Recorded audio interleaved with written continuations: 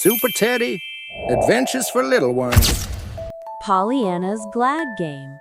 Pollyanna and her mother stood before the smallest, most crooked house she had ever seen. The paint was peeling and the door leaned to one side. "Isn't it wonderful, Mama?" whispered Pollyanna. "It looks like it's giving us a little bow." The landlord, a very grumpy man named Mr. Grumbles, stomped out onto the porch.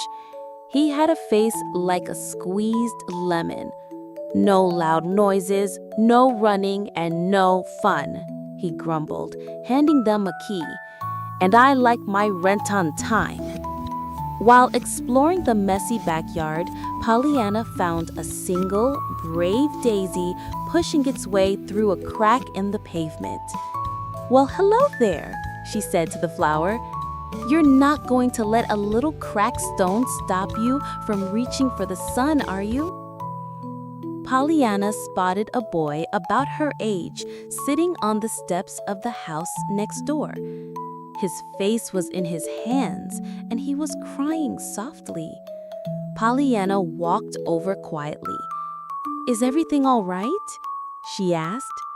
The boy, whose name was Leo, sniffled. "Everything is sad." Pollyanna held out the daisy she had picked. This flower wasn't sad.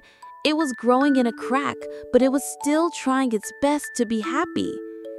That night, a storm rolled in. Drip, drop, plink. The roof began to leak in a dozen places. Pollyanna's mother sighed, but Pollyanna just laughed. "It's like the house is playing music for us, Mama."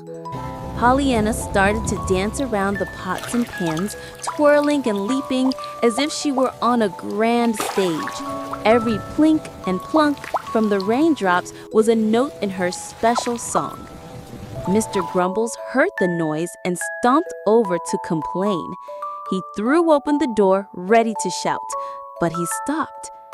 He just stared, his grumpy mouth slightly open as Pollyanna danced with the rain. From his window next door, Leo saw the light on.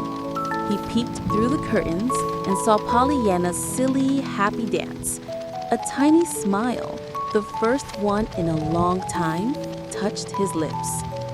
The next morning, the sun was shining. Pollyanna decided the messy backyard needed a garden. She began pulling up weeds with great energy. Mr. Grumbles watched from his window, a thoughtful look on his face. A little while later, Leo came into the yard. "Can I help?" he asked quietly. "Of course," Pollyanna beamed. "We can make this the most wonderful garden in the whole wide world." Just then, Mr. Grumbles came outside. He wasn't grumbling. In his hands, he held a small apple tree.